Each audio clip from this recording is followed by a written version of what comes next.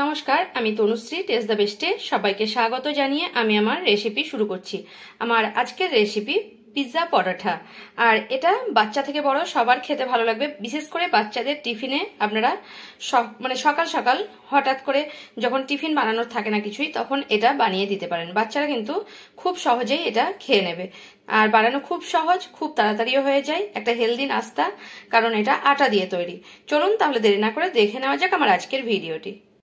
Pizza paratha বানানোর জন্য প্রথমেই যেটা লাগবে সেটা আমি নিয়ে নিয়েছি আটা, আর দুটো আটার গোলা নিয়ে নিয়েছি, মানে আটাকে মেখে নিয়েছি আর দুটো গোলা করে নিয়েছি। আপনারা এই জায়গায় কিন্তু ময়দাও নিতে পারেন, কারণ এটা আমি শুধু নুন দিয়েই মেখেছি, আর কোনো কিছু না, মানে তেল বা চিনি কোনো কিছু দিয়ে না, শুধু আটা যেমন রুটি মাখানো হয় সেভাবেই মেখেছি। আর আপনারা চাইলে আটা শুধু আটারও করে নিতে পারেন কিংবা শুধু ময়দারও করে নিতে পারেন।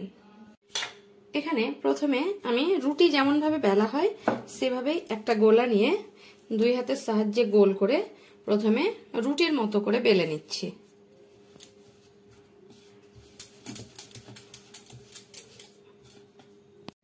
এই যে একটা রুটি বেলে নিয়েছি, আমি আর একটা রুটিও কিন্তু এটা রেখে আর একটা রুটিও বেলে নেব। প্রথমে এই রুটি যে বানিয়ে নিয়েছি আটার, তার মধ্যে আমি একটু টমেটো সস দিয়ে দেব। এভাবে একটু টমেটো সস চারদিকে দিয়ে দিচ্ছি। তারপর একটু চিলি সস দিয়ে দিচ্ছি। আপনারা যদি ঝাল না খান তাহলে চিলি সসটা একটু অ্যাভয়েড করতে পারেন। এবারে একটা চামচের সাহায্যে এটা পুরোটা এভাবে মাখিয়ে নিচ্ছি। এখানে এর উপরে অল্প একটু ছোট ছোট করে পেঁয়াজ আমি কুচিয়ে নিয়েছি, সেই পেঁয়াজটা একটু দিয়ে দিচ্ছি। এভাবে পেঁয়াজটা দিয়ে দিলাম, আর একটু ক্যাপসিকাম নিয়ে নিয়েছি, ক্যাপসিকাম গুলোও দিয়ে দিচ্ছি। এবারে আমি এক টুকরো, মানে এতটা দেব না, এটা আমি এখানে গ্রেট করে পনিরটা এর মধ্যে দিয়ে দিচ্ছি। ঠিক পিৎজাতে যেমন ভাবে দেওয়া হয়, মানে চিজটা দেওয়া হয় সেভাবে আমি পনিরটা দিয়ে দিচ্ছি। আপনারা এখানে পনিরও দেবেন, আর যদি আপনারা চিজ খান, খেতে ভালোবাসেন, অনেক তো হেলথ কনসিয়াস হয়, তো তারা চিজ খেতে পছন্দ করে না, তাই আমি তাদের জন্যই পনিরটা দিয়ে দিচ্ছি। আপনারা যারা খান তারা পনিরও দেবেন, চিজও দেবেন। এবারে আমি দিয়ে দেবো এখানে একটু গরম মশলা, উপর থেকে হালকা ভাবে ছড়িয়ে দিচ্ছি। এবারে আমার সবকিছু দেওয়া হয়ে গেছে। এবারে উপর থেকে আমি আরেকটা যে রুটি বেলে নিয়েছি, সেই রুটিটা এর উপরে হালকা মতো এভাবে দিয়ে দিচ্ছি। তারপর এই সাইডে আমি একটা কাঁটা চামচ দিয়ে দুটোই মুখটা চেপে চেপে দিচ্ছি, যাতে খুলে না যায়। এভাবে মুখটা চেপে চেপে দিতে হবে।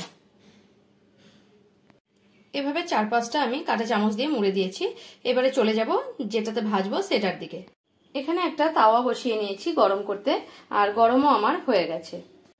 এবারে তাওয়ার মধ্যে দুই হাতের সাহায্যে তুলে এভাবে দিয়ে দিলাম, আর হাই ফ্লেমে গ্যাসের ফ্লেমটাকে দিয়ে দিয়েছি। 2 মিনিট পরে এক পিঠ হয়ে গিয়ে থাকবে, তার উপরে আমি তুলে নিলাম। এবার আমি অপর দিকটাও ভালোভাবে এভাবে ভালোভাবে এভাবে তৈরি করে নেব।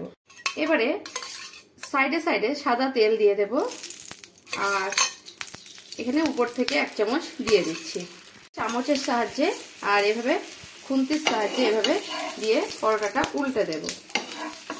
আর এই পিঠটাতেও আমি একটু চামচ, 1 চামচ, হালকা মতো 1/2 চামচ তেল দিয়ে দিচ্ছি। আর চামচটা দেখলে নিশ্চয়ই বুঝতে পারছেন কতটা ছোট চামচ। এভাবে পরোটাটাকে আমি ভেজে নিচ্ছি। মিডিয়াম ফ্লেমে রেখে পরোটাটাকে ভেজে নিতে হবে। পরোটাটা আমার ভাজা হয়ে গেছে, একবার উল্টে নিয়েছি আমি। এবারে পরোটাটাকে আমি একটা প্লেটের মধ্যে তুলে নেব। এবারে পরোটাটা আমি নামিয়ে নিয়েছি। এবারে কিন্তু সবাই দেখতে আকর্ষণ হলে খেতেও খুব বাচ্চাদের খুব পছন্দের হয়, তাই এটা যদি এভাবে বাচ্চাদের দিই তাহলে কিন্তু খেতে একদমই পছন্দ করবে না। তাই আমি এটাকে 4 ভাগে এভাবে ছুরি দিয়ে কেটে নেব। এবারে আমি পরোটাটাকে এভাবে একটা ছুরির সাহায্যে কেটে নিচ্ছি। হালকা একটু গরমটা একটু কমলে, কারণ প্রচন্ড গরমে হাত দিতে পারা যায় না, তাই এভাবে আপনারা বাচ্চাদের টিফিনে দিতে পারেন। এভাবে পিস পিস করে বাচ্চারা কিন্তু খুব সুন্দরভাবে খেয়ে নেবে। এভাবে কেটে নিয়েছি, প্রচন্ড গরম, একটু হালকাভাবে দেখাচ্ছি আপনাদের পরোটাটা কতটা সুন্দর হয়েছে দেখুন। আমার ভিডিও যদি আপনাদের ভালো লেগে থাকে তাহলে আমার চ্যানেলকে সাবস্ক্রাইব করার অনুরোধ রইল, আর কমেন্ট করে জানাবেন এই পরোটার রেসিপিটা আপনাদের কেমন লাগলো। যদি ভালো লেগে থাকে তাহলে একটা লাইক করতে ভুলবেন না, আর প্রচুর শেয়ার করবেন।